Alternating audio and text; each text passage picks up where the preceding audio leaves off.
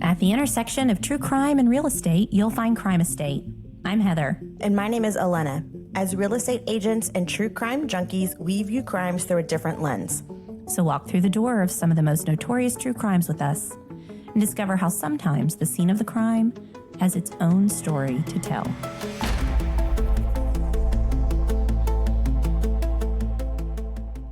Hey, y'all. We're close to home today, Fort Worth to be exact, and talking about the horrific and heartbreaking crime that truly did not have to be. Well, with that, we're just jumping right into today's episode. I love it. Thanks, Elena. Of course, I'm Heather. We're here with Mel, and we have some in-studio guests for today's episode. So, Fun. Yeah, it is fun. Mel's son and his friend here with us. They're both, if you listen to the podcast a lot, they're both big film buffs. And so they've helped us set up our equipment today, which was really nice. That was really nice. If only they could do that every episode, that'd be great. Yeah. We've got a lot of plugs. We need to do some behind the scenes pictures and post them because, Heather, you and your husband have outfitted us well. We've got cameras, we've got lights galore, but there also means there's a lot of plugs and a lot of cords. If only we knew how to use them all. That'd be great. Yeah. We learn a little something every day. And I think our listeners are probably going to learn a little something today. You have a fascinating story for us, Elena. It's really sad. I feel like there should be trigger warnings, but I don't know what the trigger warning would be. Once they hear your voice, don't they always know there's going to be a trigger warning? Oh, you do bring some dark. Yeah. Let's call them dark. Dark. But this one's a story that needs to be told. And I was vaguely familiar with it because, like you said, it is close to home. It happened here in Texas. But I don't think I knew all the specifics. Yeah, I did not recognize the name, but the general storyline, yes, I absolutely kind of knew about. So thank you, as always, for illuminating, some of the tougher stories that need to be told. Okay, ready? Yeah. Ready? Okay. So today we're talking about the truly tragic and completely unnecessary death of Gregory Glenn Biggs on October 26, 2001 in Fort Worth, Texas. Have y'all noticed that for the most part, there's a moment in every crime story where everything could still be undone? Yeah, it's like that. It's like when you're watching a sitcom and you're like, no, don't do that. Right, Don't yeah. do that. Don't open Answer that the door. phone or Yes. don't answer the phone. Yeah, like a single choice, one phone call, one driveway not driven down changes the ending completely. Mhm. Well, today's story isn't just about a split-second accident. It's about the hours that followed. It's about a house, and it's about what happens when someone chooses self-preservation over human life. Because Gregory Glenn Biggs didn't die the moment he was hit by a car. He died alone and in agony hours afterward in the blur of fear, selfishness, and humanity. Dun, dun, dun, dun. That's actually really traumatic. I'm so sorry. No, Wow. it fits. It's true. So before we talk about the crime, we have to talk about Gregory Glenn Biggs. Gregory was born August 16th, 1964. He struggled with mental illness issues throughout his adult life, a reality that often pushed him to the margins of society. He worked in construction as a mason, which is a physically demanding trade that requires skill, endurance, pride, and craftsmanship. Unfortunately, he began dating a woman who was in need of money. Gregory agreed to loan her money, but due to her inability to repay that loan, he fell behind on his mortgage and had his car repossessed. That's so sad. Very sad. Yeah, he's already dealing with mental health issues. Right. Yeah. Yeah. No safety net there, really. Exactly. Right. Yeah. Exactly. That's heartbreaking. Yeah. So by 2001, Gregory was unhoused, unemployed, and unable to afford the medications that were necessary to treat his schizophrenia. Heartbreaking. Yeah.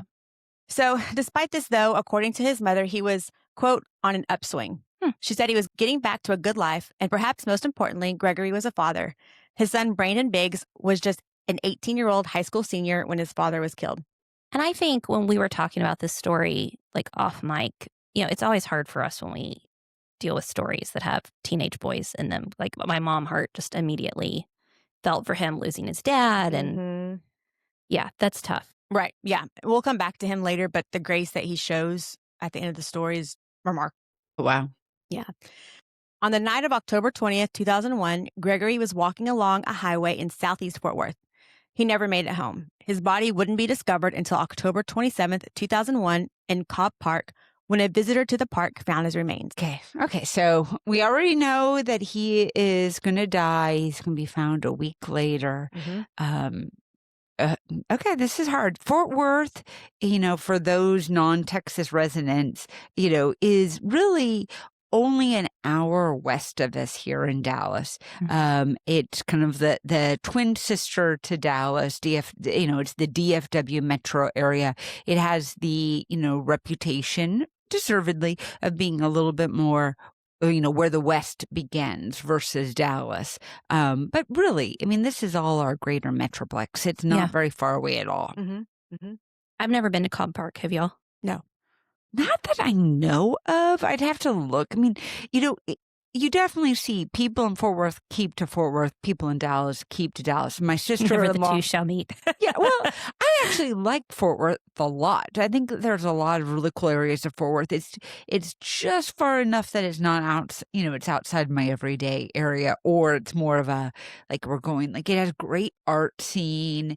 I love, some of the theater and the museums in Fort Worth, but it's just, just far enough that it's not my everyday. Well, and some of the other Fort Worth stories we've covered, we did the Cullen Davis mansion. That's a great story. It's a great story. But we've covered really high-end fancy houses. I think this story takes place in more of just a typical neighborhood of Fort Worth. Definitely. We're not talking about a very affluent neighborhood in this story. Correct. It could be Fort Worth. It could be, Dallas. It could be somewhere in the middle. It could be Georgia or Ohio. Yeah. Everywhere. Right. Yeah. So let's talk about Shantae Jawan Mallard. She was born June 22nd, 1976, and she was 25 years old at the time of Gregory's death. Shantae worked as a nursing assistant at a Fort Worth nursing home and was therefore trained to recognize medical emergencies and how to respond to them. On the night Gregory was struck, Shantae wasn't just tired or distracted, she was impaired. Before heading to Joe's Big Bamboo Club, Mallard and her friend, I forgot, you just said it beautifully. Tittalisi? I think that's perfect. Okay, Tittalisi Fry split an ecstasy pill and smoked a marijuana joint on the way. I'm sorry. I just had to laugh. I was like, you're being so serious, and it is a serious thing, but saying her name and then split an ecstasy pill. Tittalisi. I know. And Before they went to Joe's Big Bamboo Club. Yes. I've definitely never been there. No. No. No. Okay. So at the club, Mallard continued to smoke marijuana and drank 3 or more alcoholic drinks, leaving around 2:30 a.m. So they were out for a night. They're having fun. Yeah. Yeah. They're having fun. Wow. Fry noticed that Mallard was visibly impaired and drove her, trying to do the responsible thing. Good friend. Although they Yes. both should have called a cab. Right. Yeah. Well, but once they arrived at Fry's house, Mallard got into her own car and began to drive herself home. Well, and okay, this is absolutely not okay. We all agree with this. But this is what, 2001? 2000 and Yeah. yes, one. Yep. Yeah. Okay, so it's not quite as easy to get an Uber Right. or I'm not saying this is Well, what yeah. she should have done. She should have just hung out at Fry's house for the night and not left. But in our world, we get it is so easy just to call a car. Mm-hmm. I think we have to put ourselves back in that time frame. Right.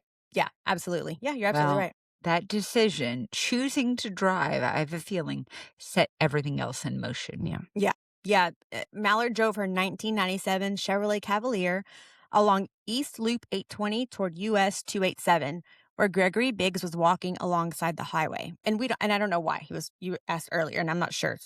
Yeah. He was We were homeless talking and- about it off yeah. mic. So Right. yeah. So Yeah, but he was going somewhere at 2:30 in the morning. Right. But that's when the car struck him, and the impact was devastating. Gregory's body went through the windshield. His head and torso ended up inside the vehicle, and his legs remained outside. That's awful. Mm-hmm. I mean, just to think about, but so Mallard at this point, even though she's impaired, somebody just came through her windshield. She has to know this has happened. Right. Yeah, absolutely.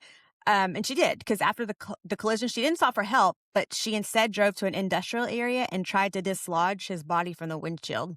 And he was not dead at this moment. So let's Correct. okay. Correct, yeah. So when that didn't work, she made yet another choice, and she continued her drive home with him half in her car, half out of her. I mean, this seems like out of a horror movie. It does. And also, I mean, granted, it's really late at night now. We're probably, 3:30 in the morning at this point.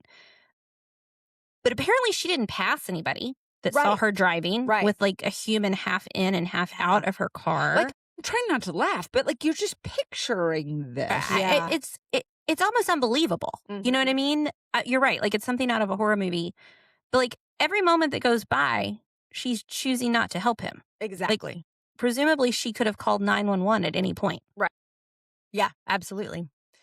So Mallard pulled into her driveway, opened her garage, parked the car inside, and closed the garage door.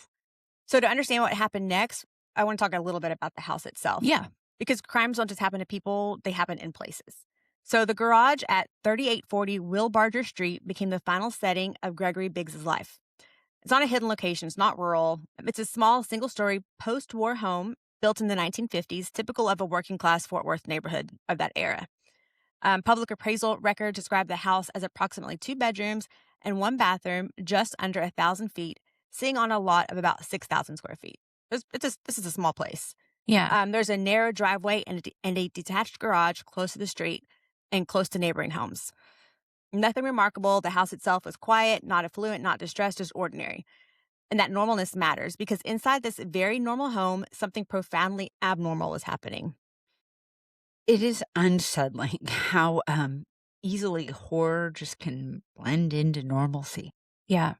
And like you said, like, this is not rural Fort Worth. She's not out on acreage. Like, when we show a picture of the house, you can see the houses next door to hers. I mean, things are close. I'm sure she could have yelled for help. Right. And somebody would have come outside. Exactly. So Will Barger Street sits on an older residential subdivision built for families, veterans, laborers, people starting out. Houses are close together, like you said. Garages face a street and sound carries. This matters because when Mallard pulled into that driveway, she was choosing between action and inaction. She pulls into the garage and she closes the garage door. That's solidifying something here. Yeah. This was not like, oh my God, I didn't realize it happened. No, that moment when the garage door is closing, it's like a physical decision. It separates him from the world, him from any type of life-saving measure. Right. And inside that garage, like you said, Mel, Gregory Biggs is still alive. He's breathing, he's making sounds, and medical experts later testified that his injuries were survivable. Oh my gosh. She later said she was afraid of losing her job and afraid of getting in trouble. Mallard goes inside her... Sorry to interrupt you. I want you to repeat that. She was afraid of losing her job and afraid of getting in trouble. That was scarier than someone's death. Okay. Yeah.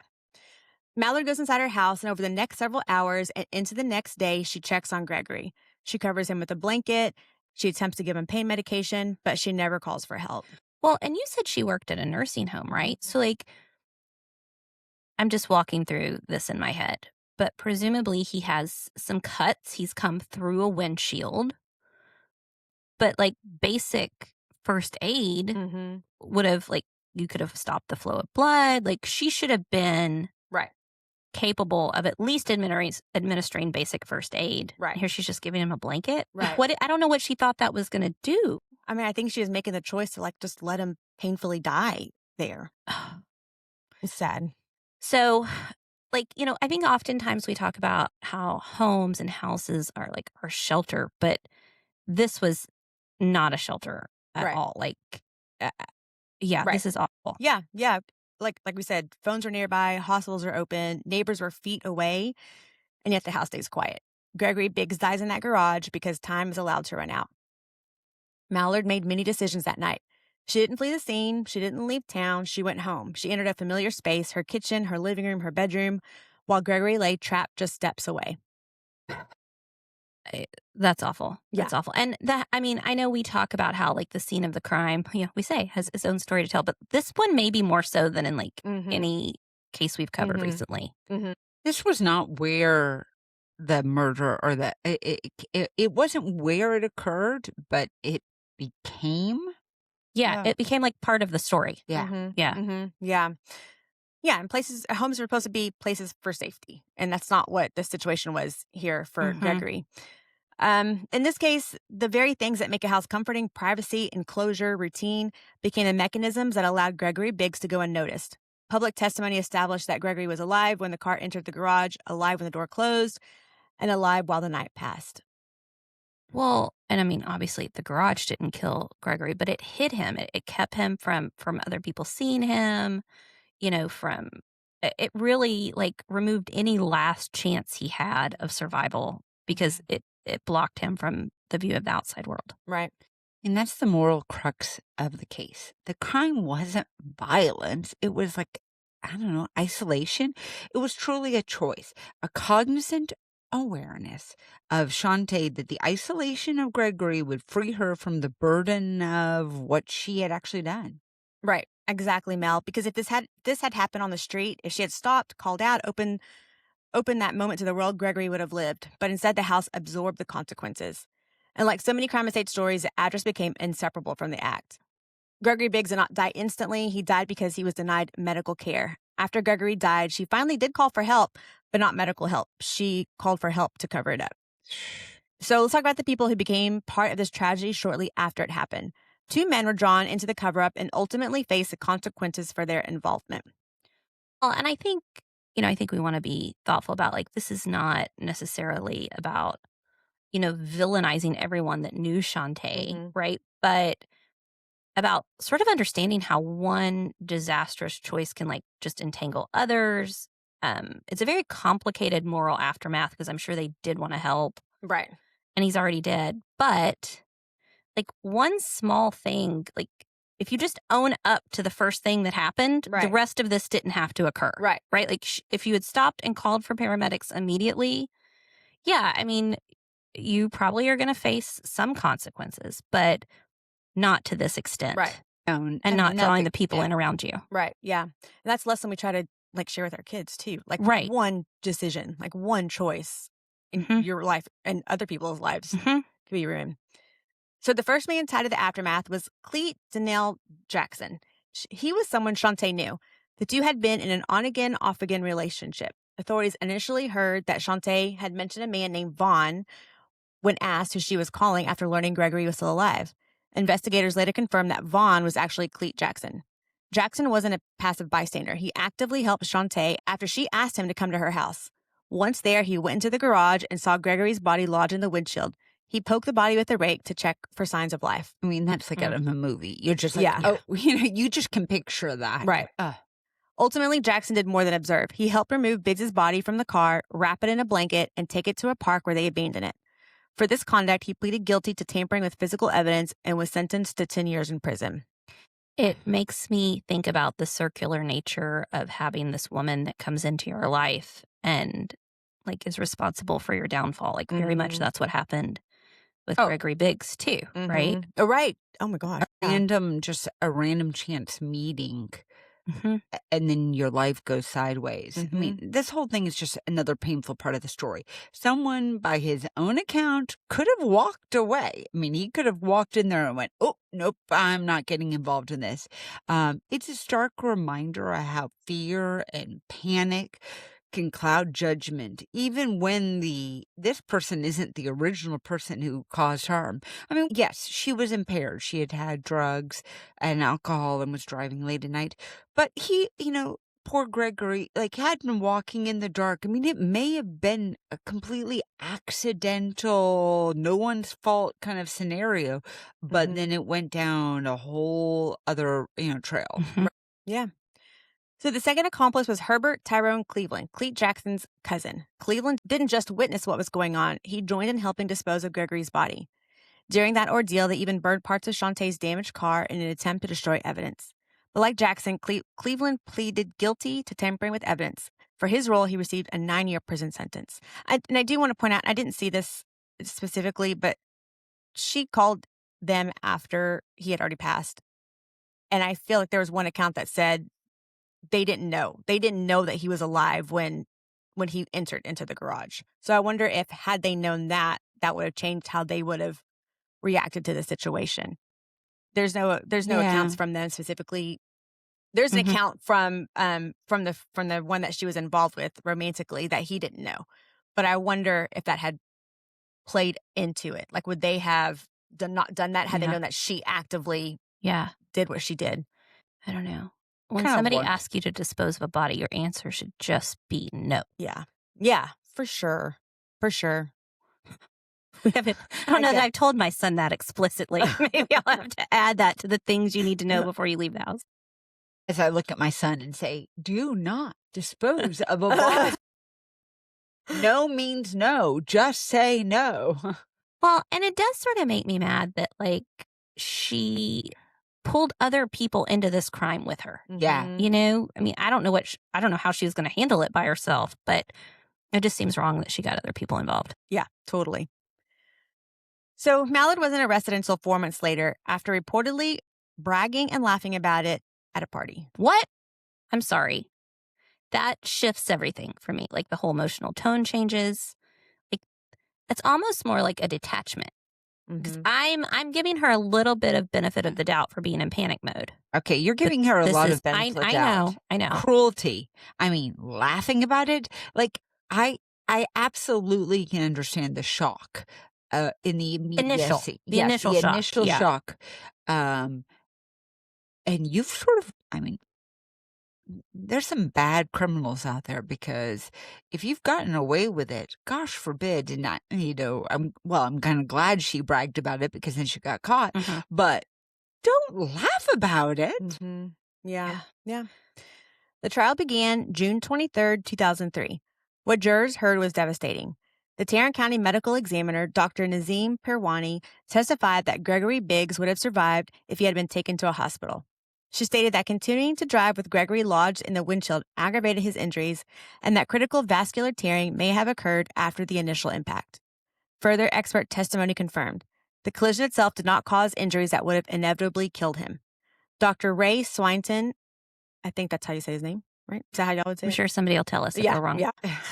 Intern chairman of emergency medicine at John Peter Smith Hospital testified that no patient presenting with injuries like Gregory's had ever died at JPS. Fire Captain Jim Souter added, "There's not a member of the Fort Worth Fire Department that could not have saved Mr. Biggs' life." Okay, so the jury wasn't deciding if she hit him. They were deciding if she let him die. Exactly. By driving home, parking in a closed garage, and failing to seek help, Mallard ensured Gregory Biggs would never receive the medical treatment he needed. Jurors deliberated for less than an hour. Wow. They convicted Shantae Mallard of murder. She was sentenced to 50 years for murder and 10 years for tampering with evidence to run concurrently. Prosecutors had asked for life in prison. The minimum possible sentence was 5 years.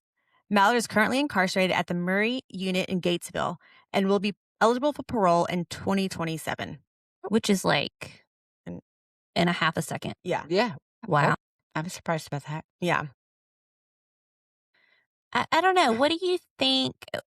Well, the guy's got, what, 9 and 10 years, mhm. and she got 50 years, but is eligible for parole probably at like half of that ish. Yeah. Yeah, I guess that would be half. Yeah. Yeah. I don't know. I don't know. I think I go back to like she was trained in like emergency medicine or at least basic first aid. Mm-hmm. That's Should the serve all part. 50 years. Yeah. So after sentencing, Gregory's son, Brandon Biggs, stood before the court. He said in part, "To the Mallard family, we would like to say that we are sorry for your loss as well. To Shantae, I personally would like to say I would accept your apology, and in return, I hope that you will accept my forgiveness and the forgiveness of Jesus Christ." Wow, what grace from a young man. I know. If you think about it, he was 18 years old. He was a high school senior. She was only 20. Well, she had been 25 at the time of the crime. So Yeah. she was probably 27 at this.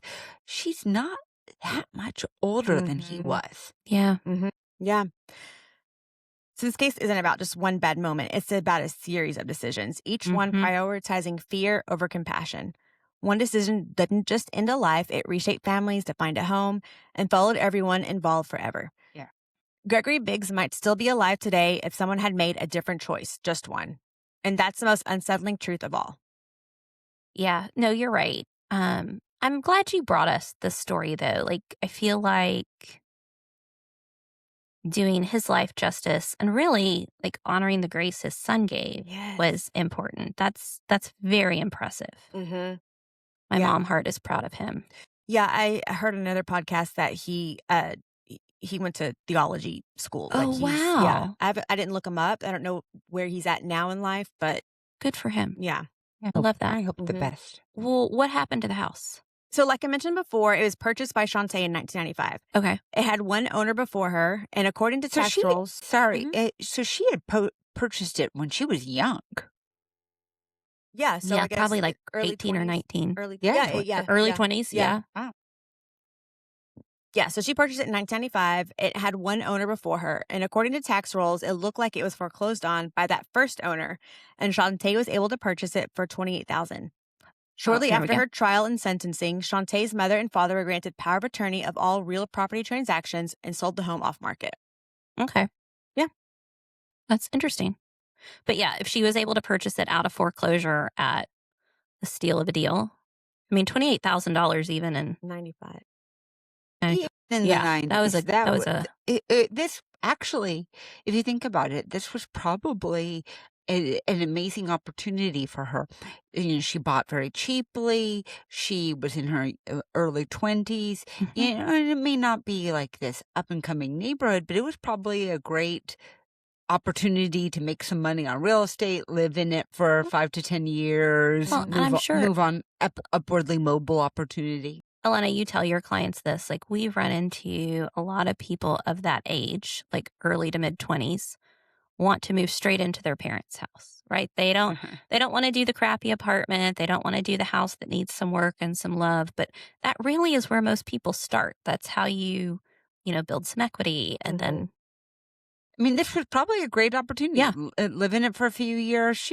Even if she sold it for 100,000, 50, 75,000, she would have made great money on it for that Yeah. time period. Yeah. Yeah. And she had a good job. Like her life was on the right track, minus the ecstasy and I don't know. Yeah. Someone with her car. And yeah. Yeah. It was bad. Yeah. Bad decisions. So it's time for the question of every episode. And I want to know, ladies, would you live there? Would you list it? I mean, this one, like, we could actually live there and still like drive back and forth, Yeah. right? It's not just this fairy tale pipe dream. Theoretical. Like, Theoretically so often possible, yeah. you do that. It's theoretical. It's across the country. Yeah. No. You're a no. No. On living there. I think I'm a no for selling it too. Okay. Yeah. Yeah. No. You're a no. I don't like, we learn a lot about our friendships here, but I don't like kind of morbid, sad ones that are more recent and kind of known memory. Let's be honest, there's nothing so amazing about this home that I could cloud myself and kind of go, oh, but if I look at the ocean right there or the mountains, that I can pretend that there wasn't this gruesome murder there. No, it's pretty obvious. But just the idea of someone slowly dying there, oh. Yeah, I couldn't live there for sure. In terms of listing it, I don't know. I think it'd be interesting to know what's going on exactly in that neighborhood of Fort Worth. I could see where there's a possibility that like that land is very valuable now and people are buying homes for lot value. So if we were going to sell it as a tear down where they were going to build something new, I could do that. Yeah, I don't think that's what's happening in this neighborhood. No. I looked at the tax rolls and there was one house on the block that randomly sold for or was appraised at 260 something, but the rest of them were 90-ish thousand appraisal value. So yeah. Yeah, we've not actually talked about that, but I do think that like selling something for lot value after that doesn't seem as like hard, like dramatic as where you actually have to walk in and show the home. God forbid, like get the home already. Well, and I'm trying to think. We didn't talk about this beforehand, so I probably won't come up with an example. But we've had several homes we've covered where they were bulldozed after the fact. Or there are homes where they change the address. Right. So remember, ladies, we're doing something new this year where our listeners can weigh in. Yeah. About whether. Yeah. Is that the one you're talking about? Okay. You can vote on whether you would live here on Spotify, YouTube, Facebook, and Instagram. That's right. I couldn't figure out how to do votes on Apple Podcast. Maybe that's a goal for later on in 2026. Maybe. I don't think that's a Heather issue. I think that's an Apple Podcast issue. Oh, okay. But yeah, we would love to know whether you all would live in this one or not. Yeah. So weigh in. Well, we hope you all enjoyed this episode. If you like the podcast and want to support us, help us keep the mics on. We'd love for you to buy us a coffee Or or a cocktail. For sure, you can go to our website, crimeestate.com. You can click on the links to support the show. Check the link in our bio on any of our socials. New on socials this month, we're highlighting our favorite true crime books. So if one of your New Year's resolutions is to read more, we have just the list for you. Did you see that I put your Truman Capote I and did. Cold Blood on there. The one that Yes. started it all for you. So yeah. Shake that. Well, it's funny because I know Justin, my son's not on mic, but he also loves that book too. And he did an essay on that book as well. There we go. I love it. that. I love it. I love it. So yeah, support the show, feed your true crime obsession, read more. It's a win-win. Seriously though, every little bit helps and we appreciate your support. Absolutely.